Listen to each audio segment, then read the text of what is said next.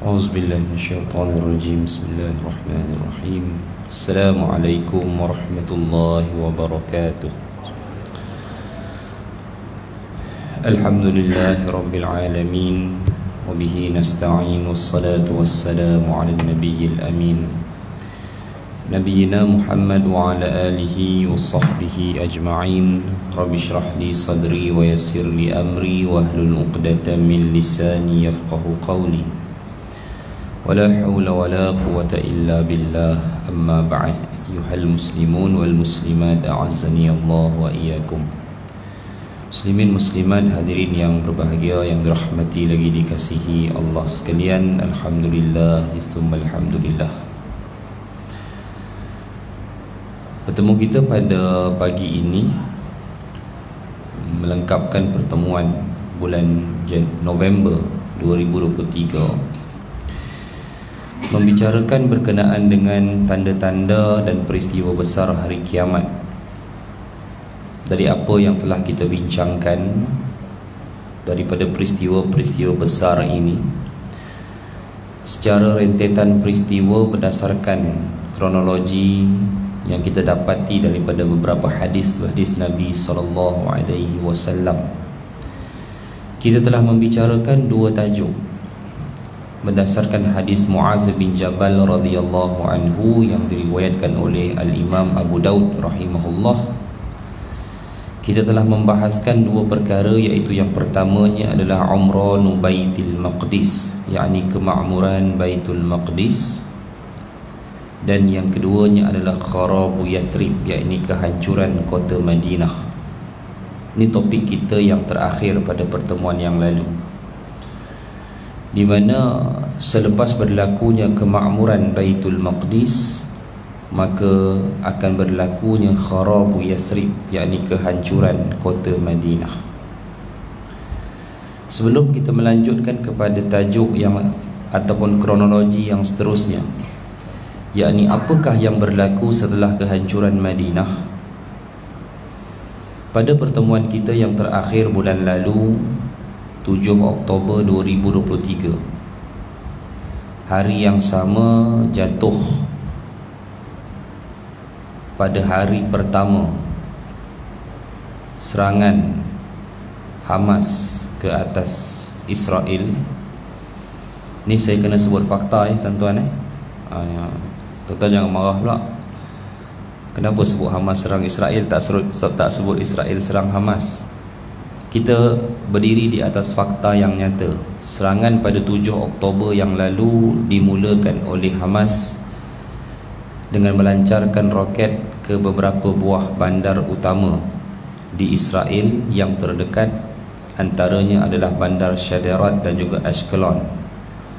Serangan itu bermula pada 7 Oktober yang lalu dan kini telah hampir melengkapkan selama 30 hari peperangan, dengan serangan balas daripada pihak Israel, khususnya ke atas wilayah Gaza ataupun Gaza. Dan status Gaza pada hari ini, walaupun tuan-tuan yang mengikuti media sosial, X, Twitter dan sebagainya, tuan-tuan melihat berita-berita di mana Brigade Al-Qassam berjaya untuk mengatasi dan sebagainya lah, ya. Tapi hakikatnya statusnya setelah 30 hari ataupun hampir 30 hari serang balas Israel berlaku ke atas Gaza, hari ini Gaza hampir terbelah dua, apabila wilayahnya yang paling utara, iaitu bahagian utara Gaza, itu telah hampir jatuh ke tangan Israel. Dan Israel telah memulakan serangan darat di wilayah yang kedua, iaitu di bahagian daerah Bandar Gaza. Bandar Gaza ni di daerah yang kedua utara selepas wilayah utara dia. Dan serangan ini kita lihat pada hari ini membentuk keadaan di mana Gaza akan terpisah dua lah, ya. Jadi hadirin mati Allah sekalian, angka korban berikutan serangan balas Israel ke atas Gaza kini mencecah 10,000 nyawa. Itu tak masuk yang cedera lah. Kerana tuan-tuan harus ingat, Hamas adalah brigad yang tak punyai sistem pertahanan untuk mempertahankan wilayah Gaza dan rakyat yang tinggal dalam Gaza. Ini fakta. Mereka mungkin mempunyai beberapa senjata untuk melakukan serangan seperti pelancar roket dan sebagainya, tetapi mereka tidak punyai sistem pertahanan, terutama untuk menangkis serangan-serangan bom dan peluru berpandu yang dilancarkan melalui airstrike daripada beberapa buah jet fighter milik Israel. Sebab itu tuan-tuan tengok kenapa Gaza ni hancur teruk, ya. Sebab itulah keadaan dia. Mungkin sebutir roket, pelancar roket yang dilancarkan Hamas ke bandar-bandar di Israel dibalas dengan sekurang-kurangnya 4 butir peluru berpandu daripada pesawat pejuang F-16 sebagai contoh. Jadi inilah yang berlaku setakat ini, dan perang ini tidak berlaku di tebing barat, ya, walaupun ada beberapa provokasi. Semalam sahabat saya hantar video di Masjid Al-Aqsa, alhamdulillah kekal, tenang, aman. Dan dari seorang sahabat saya juga hantar video di bandar Jericho. Jericho ni di tebing barat lah. Alhamdulillah, aktiviti harian persekolahan masih berjalan seperti biasa. Saya anggap tuan-tuan maklum lah tentang realiti di Palestin ini, di mana akibat daripada pendudukan Israel menyebabkan akhirnya wilayahnya pada hari ini terbelah dua. Dan ini juga berkait rapat dengan isu politik dalaman dalam Palestin itu sendiri, di mana wilayahnya terbelah. Di bahagian timurnya iaitu bandar tebing barat, yang mana tebing barat ini adanya Jerusalem yang menempatkan Baitul Maqdis, dan di bahagian timurnya, di bahagian barat dayanya, iaitu bandar ataupun wilayah semenanjung Gaza. Tebing barat ditadbir oleh kerajaan Palestin yang sah di bawah Palestinian Authority PA, dan di bawah pentadbiran Parti Fatah pimpinan Perdana Menteri Mahmud Abbas. Dan ada pun di Gaza, ia ditadbir oleh satu parti di dalam Palestin itu sendiri yang dipanggil sebagai Hamas, yang mempunyai brigad sayap bersenjata dia yang dikenali sebagai Al-Qassam. Ini status yang kita perlu faham lah tuan-tuan.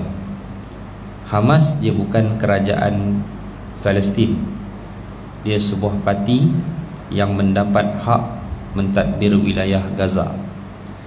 Adapun kerajaan Palestin yang diiktiraf itu berpengkalan di Ramallah di tebing barat.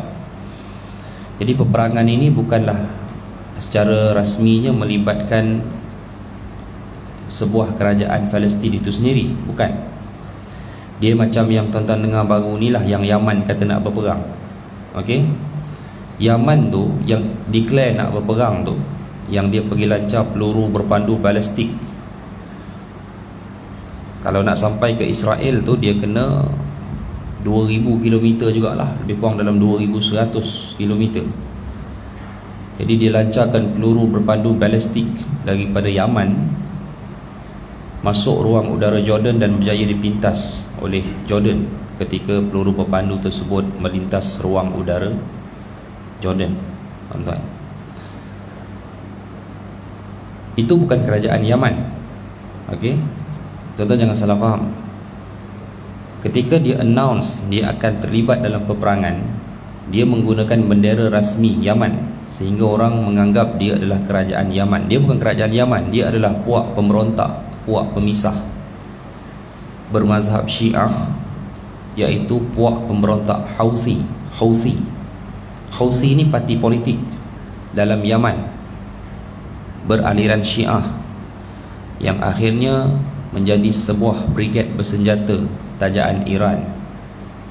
Dia menguasai wilayah barat di Yaman dan dia bukan kerajaan, dia kekal sebagai puak pemisah atau puak pemberontak. Okey, Houthi yang pada tahun 2017 dia melancarkan peluru berpandu dia ke Mekah. Tuan kena ingat. Okey. Jadi hadirin sekalian, ini situasi yang perlu kita fahami terlebih awal lah. Apa yang berlaku di sebalik cerita peperangan di Palestin yang berlanjutan masuk hari yang ke-30 pada hari ini. Dan alhamdulillah tuan-tuan, situasi di tebing barat masih lagi tenang, walaupun situasinya amat jauh berbeza dengan bandar Gaza. Dan penduduk Gaza pun masih lagi tidak berpeluang untuk ke mana-mana, termasuklah untuk meninggalkan negeri mereka. Dan hanya beberapa ratus orang, tak silap saya 500 orang yang diizinkan untuk cross border masuk ke Mesir untuk mendapatkan rawatan, ya, di hospital Medan di sempadan Mesir Gaza itu, ya. Baik, ini situasi semasa lah yang sedikit sebanyak kita perlu fahami. Dan hadirin sekalian, kenapa saya bercerita tentang kisah ini? Pertama, permulaan peperangan ini berlaku di hari yang kita kuliah pada bulan lalu lah, iaitu 7 Oktober, Sabtu yang pertama. Yang keduanya, tuan-tuan, apa tajuk yang kita bahaskan yang merupakan pintu gerbang atau pembuka kepada tanda besar kiamat atau peristiwa besar hari kiamat? Jawapannya adalah Umranu Baitul Maqdis, yakni kemakmuran Baitul Maqdis. Apakah itu kemakmuran Baitul Maqdis? Kemakmuran Baitul Maqdis adalah merupakan pembebasan Baitul Maqdis, yang mana sekaligus berlaku seiring dengan pembebasan seluruh bumi Syam. Walaupun kita tak doakan bumi Syam hari ini, kita doakan Palestin sahaja. Walaupun orang Syria tanya kenapa tak doakan kami, kami pun kena lanyak juga, kan? Yalah, dia kita ni ikut apa yang menjadi mainstream yang dibicarakan. Syria tu masih kena lanyak dengan tentera Bashar Assad, ya. Tentera Bashar Assad yang melanyak Muslim Sunni di Syria itu disokong oleh Angkatan Tentera Iran. Angkatan Tentera Iran adalah supplier senjata kepada Hamas lawan Israel. Pening tak tuan-tuan? Bukan fitnah, ya? Kan tuan-tuan baca media kan? Kenyataan dua-dua belah pihak, kenyataan Iran dan kenyataan Hamas menyatakan hubungan keakraban mereka, yang mana tuan-tuan boleh lihat dalam kenyataan beberapa pemimpin Hamas sendiri yang menyatakan bahawa teknologi ataupun persenjataan mereka banyak dibekalkan oleh Iran. Tapi Iran juga adalah kerajaan yang menghantar tenteranya untuk menyokong Bashar Assad untuk melanyak Muslim Sunni di Syria. Kenapa dia sokong Bashar Assad? Kerana Bashar Assad itu Syiah. Okey? Tuan-tuan kena faham kenapa. Sebab itulah Iran support Hizbullah, Angkatan Hizbullah yang berpengkalan di selatan Lebanon. Hizbullah juga bukan kerajaan Lebanon, dia juga adalah puak pemisah yang duduk di selatan Lebanon, yang sehingga negara kita pun terlibat dalam Angkatan Malbat yang ditempatkan di selatan Lebanon bagi menjaga keamanan di kawasan tersebut. Baik, jadi kemakmuran Baitul Maqdis yang kita bincangkan sebagai pintu gerbang pembukaan peristiwa besar itu juga bermaksud pembebasan Baitul Maqdis, pembebasan Palestin, pembebasan bumi Syria, keseluruhan bumi Syam, sekaligus mewujudkan sebuah kerajaan baharu di bumi Syam. Berdirinya kerajaan itu berpusat di kota Baitul Maqdis. Ini antara dapatan yang kita dapatkan daripada hadis, bukan telahan. Nabi pernah bersabda kepada seorang sahabat bernama Ibnul Hiwalah, "Ya Ibnul Hiwalah," kata Nabi, "wahai Ibnu Hiwalah, idza ra'aital khilafah nazalat fil ardil muqaddasah faqad danat umurun 'idham." Apabila kamu melihat telah berdirinya kekhalifahan di atas kota Baitul Maqdis, maka ketahuilah waktu itu kamu amat dekat dengan peristiwa-peristiwa besar. Maknanya tuan-tuan, akan berlaku kemakmuran dan pembebasan total Baitul Maqdis sebagai pembuka gerbang kepada peristiwa-peristiwa besar yang lain. Baitul Maqdis ataupun Jerusalem, Baitul Maqdis ni adalah tanah suci lah, kawasan tanah, orang dipanggil Holy Land, Holy Area lah, kawasan tanah suci yang duduknya, yang mana duduknya itu dalam sebuah bandar tua bernama Al-Quds. Okey, bandar tua Al-Quds ini duduk dalam sebuah negeri bernama Jerusalem, di bahagian timur Jerusalem. Timur Jerusalem termasuk dalam bahagian yang dipanggil sebagai tebing barat. Boleh faham tuan-tuan? Tebing barat ni macam pantai barat, pantai timur lah. Dalam pantai timur ada Kelantan, Ganu, Pahang, 3 negeri tu. Begitulah. Jadi dalam tebing barat dia ada beberapa buah negeri lah. Nablus, Jenin, termasuklah Jerusalem. Baik. Semasa hayat Nabi, baginda tidak pernah melihat kota Baitul Maqdis dibuka sebagai wilayah kaum muslimin. Tapi Nabi pernah berjanji dalam sabdaan beliau di mana akan berlaku suatu hari Fathu Baitul Maqdis, yakni kemakmuran Baitul Maqdis.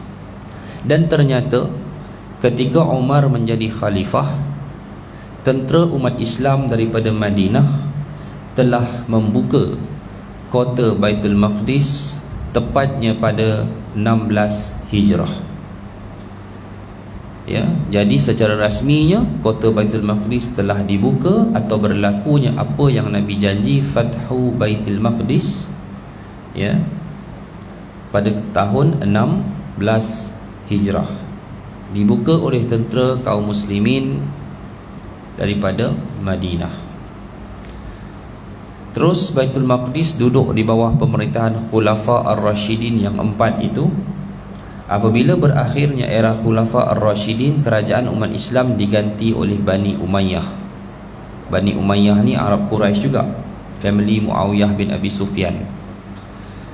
Dan sekaligus Baitul Maqdis berada di bawah pemeliharaan keluarga Bani Umayyah. Orang Palestin dia terima Islam semasa zaman Umar, iaitu melalui dakwah Umar ibn al-As. Maka orang-orang Palestin menerima Islam. Lalu bangsa Palestin duduk di bawah kekhalifahan Khulafa Ar-Rashidin. Dan terus ikutlah tuan-tuan. Dia tak pernah merdeka tuan-tuan, Palestin ini. Ini sejarah dia. Sepanjang era Islam dia sentiasa duduk di bawah khilafah. Masa zaman Khulafa Ar-Rashidin duduk bawah khilafah 4. Berpindah ke Bani Umayyah, dia duduk di bawah Bani Umayyah. Bani Umayyah berakhir apabila mereka berperang dengan Bani Abbas, Abbasiyah. Maka Baitul Maqdis duduk di bawah pemeliharaan Bani Abbas. Bani Abbas masih Arab Quraisy, keturunan Abbas bin Abdul Muttalib. 950 Masihi, Bani Abbas jatuh, runtuh. Tuan-tuan, kerajaannya runtuh. Baitul Maqdis jatuh ke tangan kaum Seljuk. Pernah dengar? Seljuk ni jadi bangsa Turki hari ni. Tapi tak lama. Sebab apa? Sebab kerajaan Syiah mula mendominasi wilayah kaum muslimin waktu itu, namanya Fatimiyah. Syiah tuan-tuan, Fatimiyah ni Syiah. Pusat kerajaan dia di Qahirah, Mesir. Semasa Fatimiyah menjadi kerajaan, mereka mula bantai orang-orang Kristian di Baitul Maqdis yang selama ini tak pernah diusik pun oleh mana-mana kerajaan Islam. Dan itu telah menjadi satu sebab kedatangan tentera salib yang ditaja oleh gereja-gereja Eropah Barat, gereja Katolik Barat waktu itu dipimpin oleh Perancis, tepatnya pada tahun 1099 Masihi. Semasa Baitul Maqdis di bawah kerajaan Syiah Fatimiyah, jatuhlah kota tersebut ke tangan tentera salib pada 1099. Tentera salib ni tak ada kaitan dengan Yahudi, tuan-tuan. Okey, dia adalah Kristian Katolik. Baik. Tentera salib rampas Masjid Al-Aqsa atau Baitul Maqdis untuk tempoh 80 tahun. Lama. Ya. 80 tahun. Sehingga ia dibebaskan oleh Salahuddin Al-Ayyubi pada 1187 Masihi. Sebelum Salahuddin membebaskan Baitul Maqdis, Salahuddin menghancurkan dulu kerajaan Fatimiyah Syiah di Qahirah, Mesir. Sebab Salahuddin tahu puak ni pengkhianat. Kalau kita perang dengan tentera salib, dia akan buat kacau, dia akan jadi gunting dalam lipatan. Tapi hari ini dunia percaya puak-puak Syiah akan bebaskan Palestin. Ini sebab kita kurang membaca sejarah, tuan-tuan. Salahuddin pergi bantai dulu Fatimiyah tu bagi hancur lebur, runtuh kerajaan dia pada 1167 Masihi di Qahirah. Orang-orang Syiah banyak lari ke Iran waktu itu, ke bandar-bandar di Iran pada hari ini. Lepas runtuh Fatimiyah, barulah Salahuddin menggerakkan angkatan tenteranya. Waktu tu beliau bukan sultan lagi pun. Salahuddin hanyalah merupakan general kepada tentera keluarga Bani Ayyub yang berkhidmat sebagai tentera upahan kepada Sultan Zengid Nuruddin, orang Seljuk, orang Turk, bangsa Turk. Dan apabila Salahuddin membebaskan Baitul Maqdis pada 1187 Masihi, bermulalah legasi pemerintahan keluarga Ayyubiyah. Maka Baitul Maqdis duduk di bawah pemeliharaan keluarga Ayyubiyah yang dinastinya dimulakan oleh Salahuddin Al-Ayyubi. Salahuddin bangsa apa? Salahuddin bangsa Kurdish, tuan-tuan. Orang Kurdish. Kenal orang Kurdish? Siapa tokoh Kurdish yang tuan-tuan kenal? Siapa nak sebut tak kenal pula? Dulu ada almarhum Dr. Said Ramadan Al-Buti, orang Syria, tapi itu orang Kurdish, tuan-tuan. Tak kenal? Siapa tuan-tuan kenal ya? Bagi contoh orang Kurdish. Tuan-tuan kenal Mesut Ozil? Mesut Ozil kenal? Haji? Tak kenal? Kalau orang lelaki takkan tak kenal Mesut Ozil. Main bola Jerman. Itu orang Kurdish, asal Turki, tapi keluarga migrate duduk di Jerman. Itu orang Kurdish, tuan-tuan. Salahuddin tu bukan Arab. Salahuddin itu adalah orang Kurdish. Baik. Akhirnya keluarga Ayyub runtuh pemerintahan dia kerana berlaku rampasan kuasa oleh tentera upahan yang berkhidmat kepada Bani Ayyub. Senang je tuan-tuan. Jadi tentera upahan, kita ampas kuasa, habis cerita. Siapa tuan-tuan? Kalau tuan-tuan pernah dengar keluarga Mamalik. Mamalik ni bangsa Turk. Mamalik, panglima dia, general dia waktu tu General Qutuz, akhirnya menggulingkan dinasti keluarga Ayyubiyah, dan General Qutuz mengisytiharkan beliau adalah sultan bagi Empire Mamalik yang pertama, iaitu menggunakan gelaran Sultan Saifuddin Qutuz. Secara tidak langsung Baitul Maqdis berada di bawah pemeliharaan Mamalik. Mamalik jauh lebih strong daripada keluarga Ayyubiyah, kerajaan Bani Ayyub, tuan-tuan.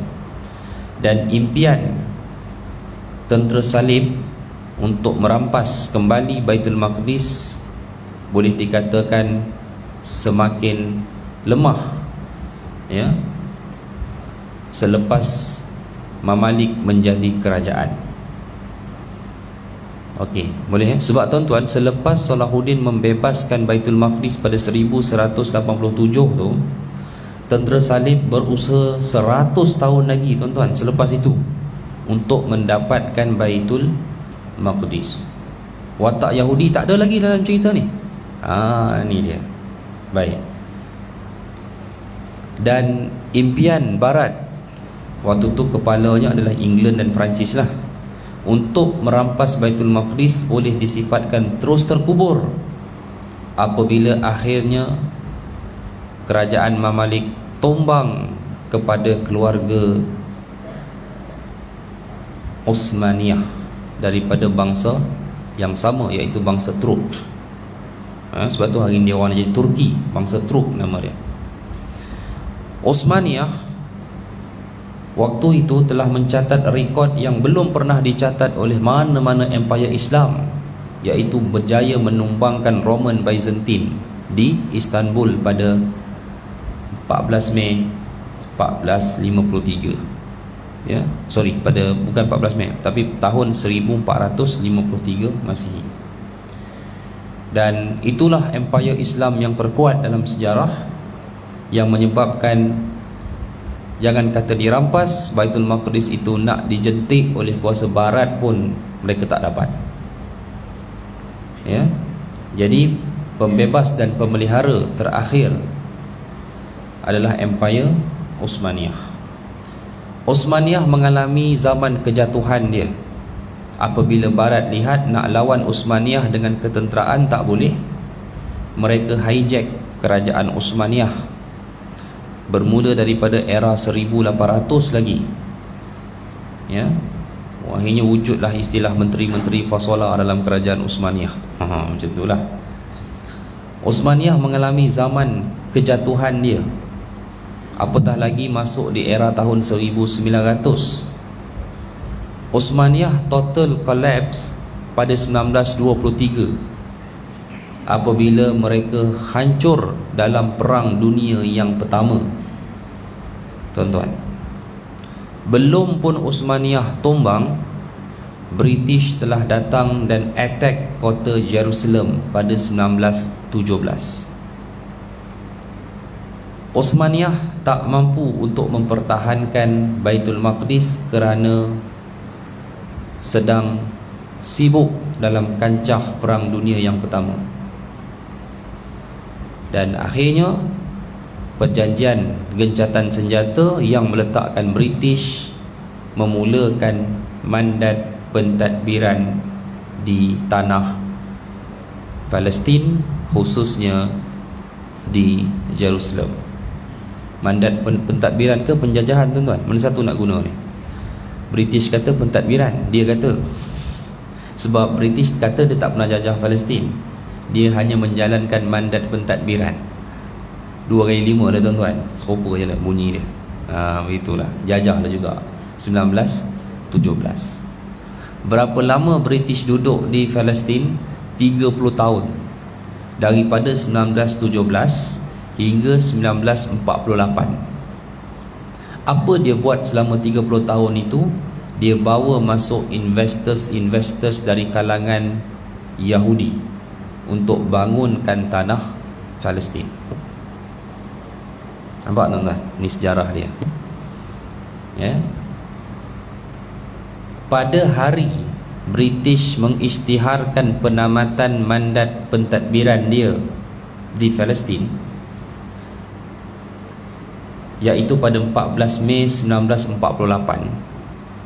pada hari yang sama pengerusi gerakan Zionis waktu itu, David Ben Gurion, telah mengisytiharkan penubuhan negara Israel di atas tanah Palestin, ya, dengan bandar Tel Aviv dijadikan sebagai ibu negara.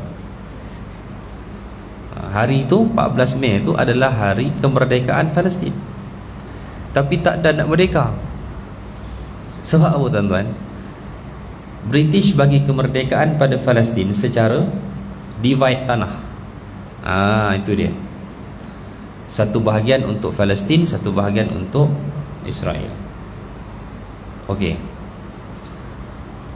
Belum pun usia kerajaan Israel, ya, masa tu kerajaan Israel belum pun berusia 24 jam sejak ditubuhkan.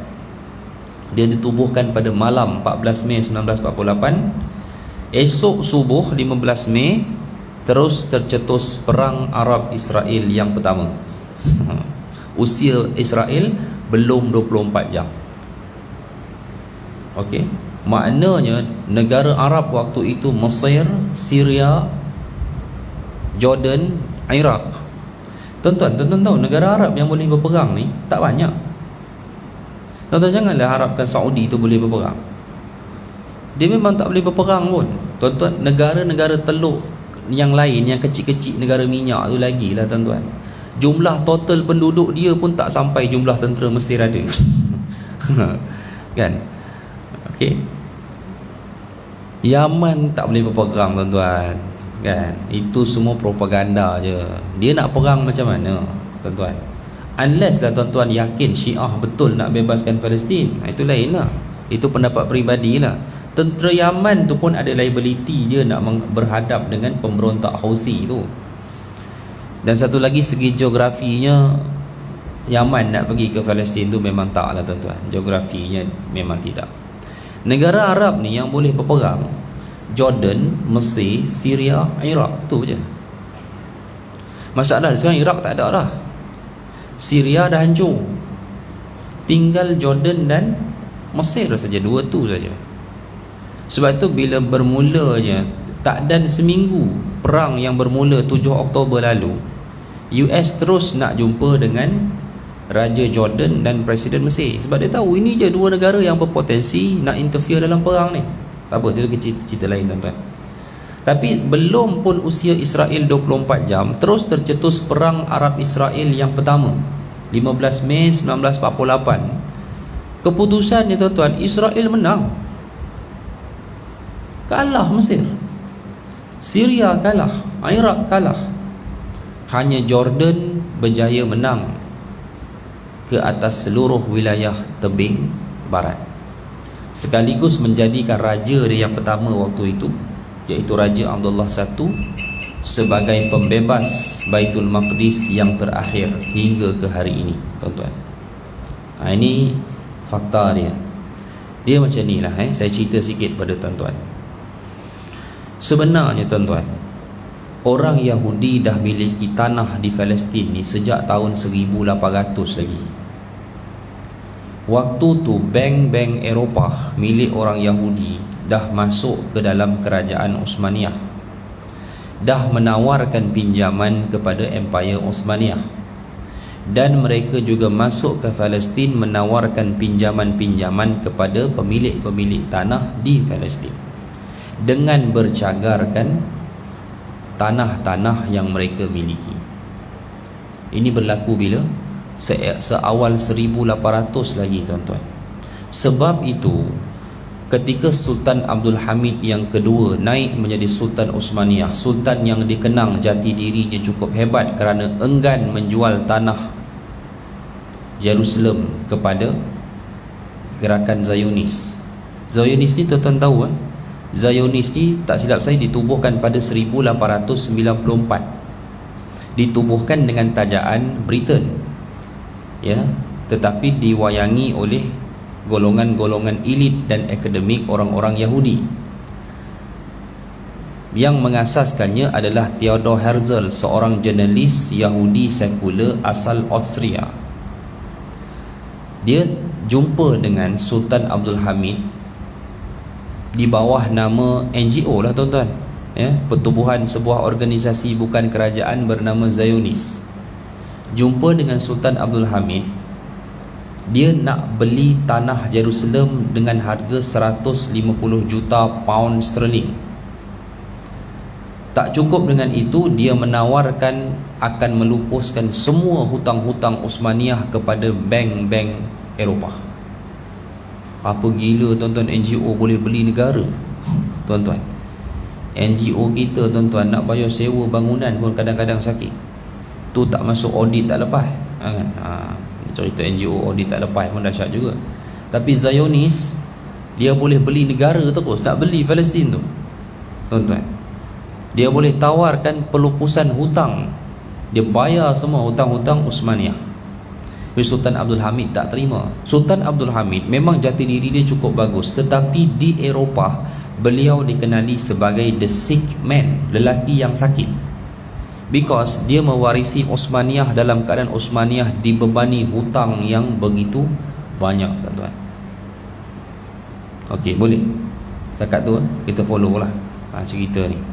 Akibat kegagalan Zionis membeli tanah Palestin daripada Sultan Abdul Hamid, itu yang British masuk attack pada 1917. Sebelum ataupun kita faham kenapa British attack 1917, kerana mereka menggunakan peluang ketika Uthmaniyah dibebani dengan liability Perang Dunia yang Pertama.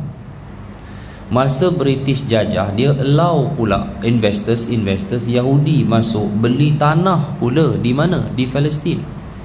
Itu yang akhirnya Mufti Al-Sheikh Amin Hussein, Mufti Palestin pada waktu itu, memfatwakan haram jual tanah kepada orang Yahudi. Dia orang jual tuan-tuan waktu tu. Sakitlah kita nak terima, tapi saya lebih suka mendedahkan suatu perkara untuk kita fahami dengan fakta berbanding semangat tak tentu hala. Kita kena faham tuan-tuan, agar benda ni juga menjadi pengajaran. Jadi tuan-tuan hadirin sekalian, semasa pada tahun 1942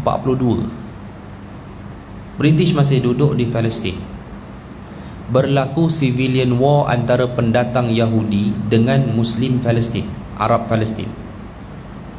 Macam mana boleh jadi civilian war ni tuan-tuan? Perang sivil, perang apa dalam bahasa Melayu panggil apa? Perang saudara dalam Palestin. Tapi antara pendatang Yahudi dan Arab Palestin, penduduk asal. Sebab tular rancangan untuk British menubuhkan sebuah negara orang Yahudi di Palestin. Dan apa berlaku pada 1942 di Eropah? Nazi Hitler telah membunuh 6 juta daripada 9 juta penduduk Yahudi di Eropah. 1933 tuan-tuan, sebelum saya pergi lebih lanjut, total population Yahudi atas muka bumi sekarang ni 16 juta orang. Tak ramai. Tapi 90% daripada 16 juta tu adalah Yahudi yang datang dari Eropah, bukan yang ada di Timur Tengah yang berdarah susur galur daripada cerita Bani Israel dalam Quran tu. No, itu masih ada, tapi komuniti tu kecil sangat, bawah 10%. 90% Yahudi ni datang daripada Eropah, yang gak ada kaitannya sama sekali dengan orang-orang Bani Israel dalam Al-Quran itu. Tak ada. Kalau ada pun kajian genetik yang dibuat terlalu sedikit. Majoriti mereka tak punyai peratusan DNA yang kembali ke Timur Tengah, apatah lagi ke bumi Syam. Tak ada. Dia orang ni lah 90% Yahudi yang ada atas muka bumi ni. Komuniti mereka pada 1933 tuan-tuan berjumlah 9 juta orang. 1933 penduduk tanah Melayu berapa orang tuan-tuan? Siapa tahu? 1933 tanah Melayu hanya ada 1.6 juta penduduk saja waktu tu. Semua, jangan kata Melayu saja, Melayu, Cina, Indian, Kadazan, ya, anak Melayu, anak Cina, anak India, anak Kadazan, semua tu tuan-tuan, total. Kadazan tak masuk kot, sebab itu semenanjung tanah Melayu saja. Tahun 1933 1.6 juta saja. Komuniti Yahudi Eropah 9 juta. Sebab 1933 ni Hitler naik. Bila Hitler naik, dia tu yang kena Holocaust tu. Dia pergi bantai habis-habisan orang Yahudi. Sebab Hitler kata orang Yahudi ni punca Nazi kalah Perang Dunia Pertama. Dilanyak cukup-cukup. 1942 tuan-tuan, 6 juta dia bunuh. Pada tahun yang sama berlaku civilian war antara pendatang Yahudi yang ada di Palestin yang dibawa British tu golongan elit, investor, perang dengan Arab Palestin. Bila Hitler bunuh 6 juta pada 1942, dunia mula bersimpati orang Yahudi perlu ada tanah dan negara. Komuniti mereka tinggal 3 juta aja pada waktu itu tuan-tuan. Akhirnya pada 1945, tuan-tuan sabar sikit, 7 suku saya habis. Langsung nak cerita ni. Sekarang cerita kita kuliah sebulan sekali, belum lupa dah nanti. Tuan-tuan, 1945, okey, 1945, okey, balik 3 tahun. 1942, ketika 6 juta Yahudi mati dibantai Nazi, dunia mula bersimpati waktu tu. Oh ya, orang Yahudi perlu ada tanah. British mula menjadi watak penyelamat. Dia jenamakan semula satu badan pengaman antarabangsa dengan nama United Nations dan diserahkan kepada Amerika. 1945 PBB bersidang untuk resolusi yang pertama, Resolusi 181 Partition Plan for Palestine. Resolusi dia adalah nak divide Palestin jadi dua, untuk ditempatkan orang-orang Yahudi dari Saki-Baki 3 juta yang daripada 9 juta yang mati dalam peristiwa Holocaust tu tuan-tuan. 1945. Baik tuan-tuan, 1945 tu rancangan menubuhkan negara orang Yahudi memang dah tak diselindung lagi lah. Dan British mula waktu itu memerdekakan beberapa buah negara Arab bagi memujuk mereka bersetuju dengan penubuhan negara itu, terutamanya Syria dan Jordan. Dimerdekakan pada 1946. Nak pujuk supaya mereka setuju. Tuan-tuan, semua negara Arab tak setuju penubuhan negara orang Yahudi di atas tanah Palestin, kecuali Jordan di bawah pimpinan Raja Abdullah I. Jangan kecam tuan-tuan, kita ni buat kecam nombor 1 kan, sabar tuan-tuan. Kenapa Raja Abdullah I dia setuju? Sebab dia tahu rancangan menubuhkan negara orang Yahudi takkan berpatah balik dan itu takkan disekat. Pertama. Yang kedua, dia dah tahu apa bakal menimpa ke atas nasib orang-orang Palestin. Dia tahu dah, dia nampak dah. 3. Dia setuju, tetapi dengan syarat. Apa syarat dia tuan-tuan? Seluruh semenanjung Gaza bersambung dengan tebing barat diserahkan di bawah pemerintahan beliau, yakni jadi Jordan. Hilang Palestin, tak ada. Tak payah Palestin. Semenanjung Gaza waktu tu bersambung dengan tebing barat, semua tu masuk dalam wilayah Kingdom Hashemite, the Hashemite Kingdom of Jordan, masuk di bawah dia. Dua pihak tak setuju tuan-tuan. Pertama, orang Palestin tak setuju, asabiah. Sebab apa? Hilang identiti Palestinian. Yang kedua, British pun tak setuju. Sebab apa British tak setuju? Sebab British ada plan lain. Kalau dia masukkan Gaza dan juga tebing barat bawah Jordan, rancangan dia akan terbantut. Bijak tuan-tuan, King Abdullah satu ni keturunan Nabi. Dia keturunan Nabi yang ke-38 daripada Al-Hasan Ibn Ali, dengan ayah dia lah yang buat revolusi Arab tu, Sharif Hussein tu tuan-tuan. Tak setuju tak apa, King Abdullah kata tak setuju tak apa lah. Dia berani tawar dengan tawaran begitu sebab beliau mempunyai infanteri darat terkuat di tanah Arab waktu itu. Dia boleh jaga Gaza, dia boleh jaga tebing barat. Dan dia kata tak apalah, tak setuju, kau kena hadaplah apa yang berlaku. Betul. Maka Israel kena hadap. Belum pun usia kerajaannya 24 jam, terus tercetus perang Arab Israel yang pertama. Dan anehnya tuan-tuan, semua negara Arab kalah, hanya Jordan berjaya menang di tebing barat sekaligus membebaskan Baitul Maqdis. Maka perang itu berakhir pada 1949 dengan kekalahan besar negara Arab, dan Jordan memasukkan seluruh wilayah tebing barat. Tebing barat tu wujud, itu tuan-tuan ingat tak peta tebing barat? Bentuk sayap kupu-kupu sebelah tu. Itu adalah border di mana tentera Jordan pimpinan Raja Abdullah berjaya menang. Sebab itu dia punya negeri itu dia terpotong. Kalau kita tengok kan, Jerusalem pun terpotong. Maknanya tentera Jordan waktu tu berjaya menang di Jerusalem Timur sahaja, barat tak berjaya. Tapi Baitul Maqdis yang pentingnya di bawah, di dalam Jerusalem Timur.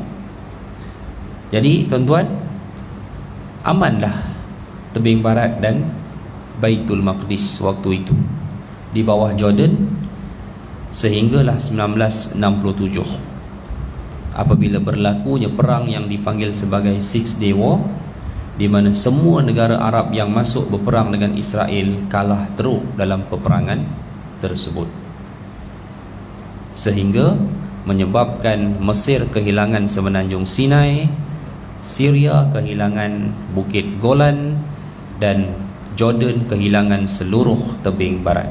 Lost, habis. Tuan-tuan tahu kenapa? Kerana pengkhianatan. Sebab itu dalam perang 1967, waktu tu Jordan telah dipimpin oleh King Hussein. King Hussein tak mau berperang waktu tu. Dia tak nak perang dengan Israel. Tapi tuan-tuan rasa apa yang dituduh oleh kaum muslimin dan Liga Arab waktu itu apabila King Hussein tak mau berperang dengan Israel? Macam sekarang lah tuan-tuan buka TikTok, tuan-tuan main TikTok tak?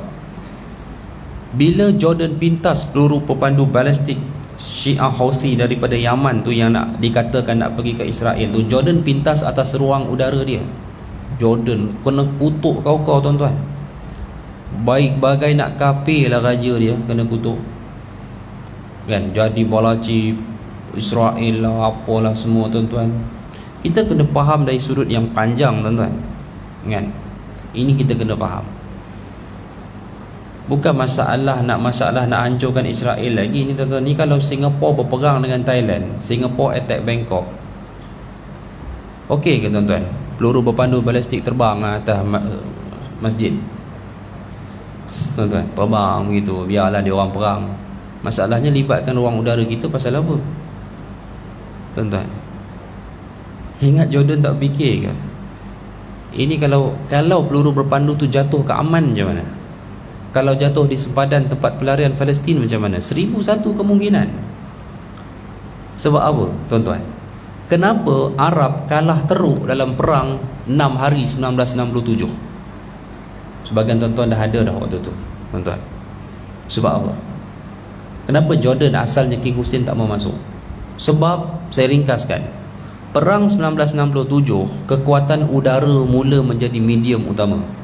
Israel very strong dengan kekuatan udara daripada barat, dan Arab tak ada kekuatan udara tuan-tuan. Kalau tak ada kekuatan, sebab itu jangan berperang. Kalau tidak, rakyat yang mati tuan-tuan. Sebab nak lawan Zionis, nak lawan barat, tahulah tuan-tuan, bukan ada hati perut, bukan ada kemanusiaan, tak ada. Sebab tu Jordan tak mau perang. Relax, sabar. Dan waktu tu dia dah kuasai tebing barat dan Baitul Maqdis, dah aman. Hold dulu status tu, dia nak hold. Tapi dia ditekan oleh Liga Arab yang menyebabkan King Hussein terpaksa ambil keputusan popular. join juga perang walaupun dia tak sedar hati. Betul tuan-tuan? Angkatan Mesir kalah dalam masa 72 jam. Base Air Force Jordan yang baru ditubuhkan waktu tu lumpuh dalam masa 30 minit dia, tuan-tuan. Habis, hancur. Syria lingkup. Tuan-tuan tahu pasal apa kalah teruk? Sebab Arab hanya bergantung dengan Syria untuk kekuatan udara kerana mereka punyai equipment udara daripada Russia. Tapi King Hussein tak mau masuk perang tu sebab dia tak percaya dengan Syria waktu tu. Tuan-tuan tahu kenapa King Hussein tak percaya dengan Syria? Sebab Menteri Pertahanan Syria waktu tu adalah General Hafiz Assad. Kenal? Siapa? Ayah kepada Bashar Assad, seorang penganut Syiah Alawiyah. Betul tuan-tuan, satu jet fighter Syria pun tak attack Israel dalam perang itu. Itulah jawapannya. Nampak tuan-tuan? Cukuplah tuan-tuan untuk pagi ni. Saya cerita sampai 1967 dulu tuan-tuan. Ya?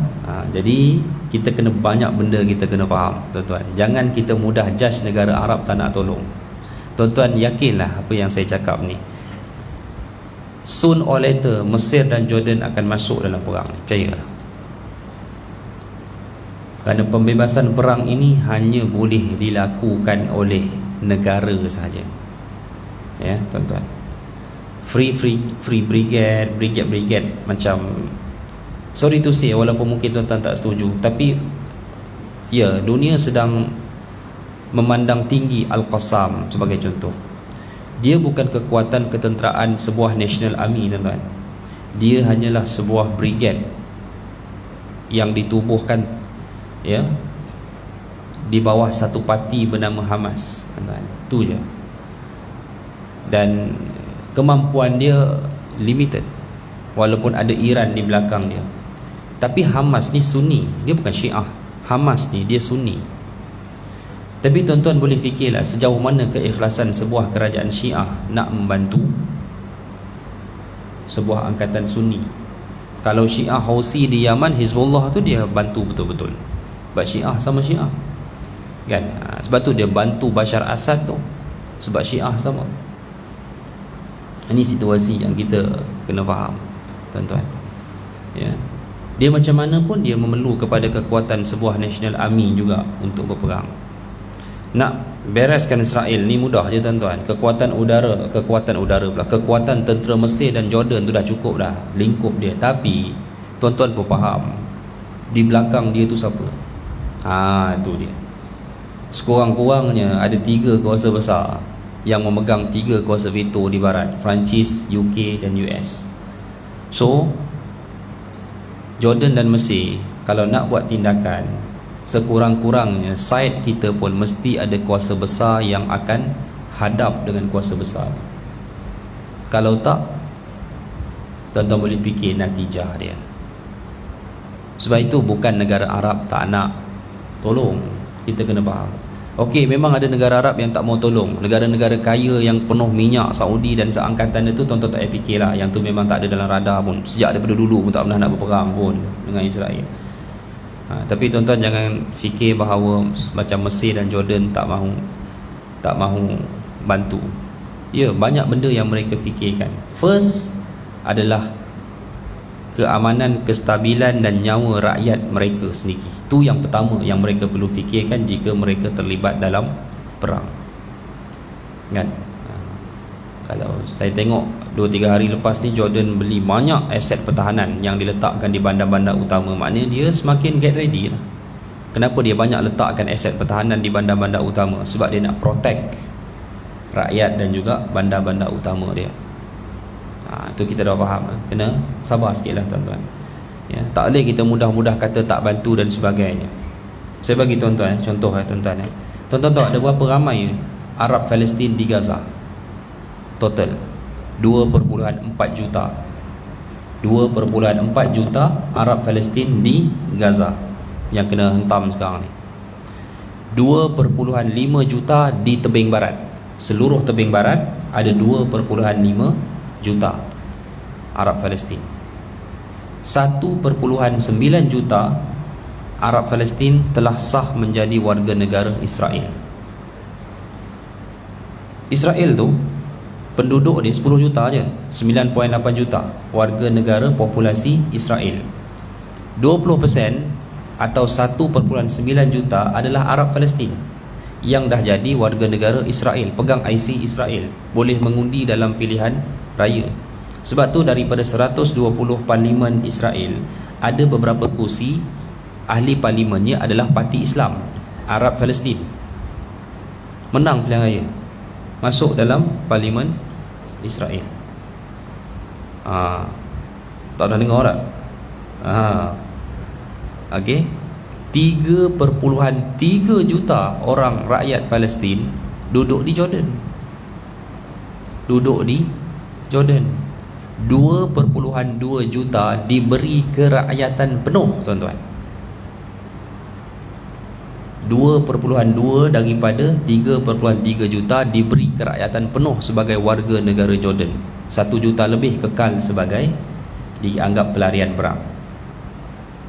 Macam mana, tuan-tuan? Orang kita sedap kutuk, Jordan tak buat apa-apa. Nampak tak?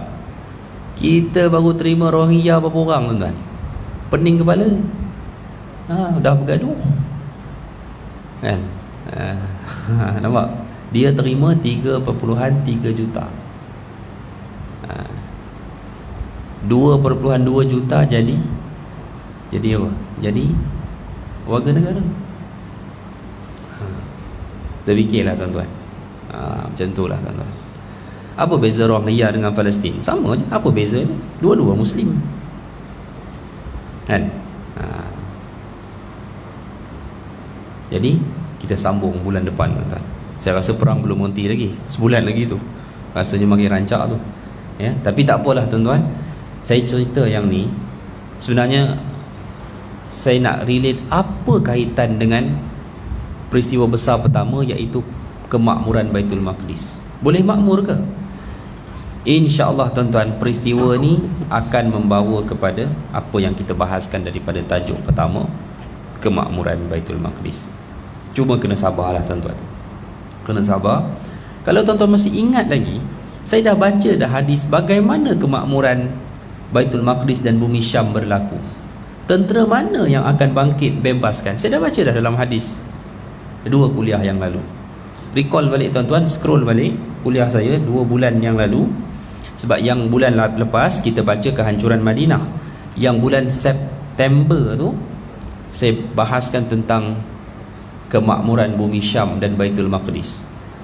Dalam tu ada hadis tentera siapa yang akan bebaskan Baitul Maqdis. Tuan-tuan akan dapat jawapan dia. Saya tak mau bagi tahu, tuan-tuan kena scroll balik ya. Bagilah pahala kepada yang rakam kita ni kan. Saya tengok sungguh bagi-bagi rakam, kelam kelibut dia buka, tuan-tuan. Jadi moga berpahala lah adik kita ya, insya-Allah. Jadi sekadar itu dulu hadirin sekalian. Pagi ni saya dapat sarapan dengan tuan-tuan, kalau ada sarapan lah ada. Jadi wallahu alam, aqulu qauli hadza wa astaghfirullah. Assalamualaikum warahmatullahi wabarakatuh.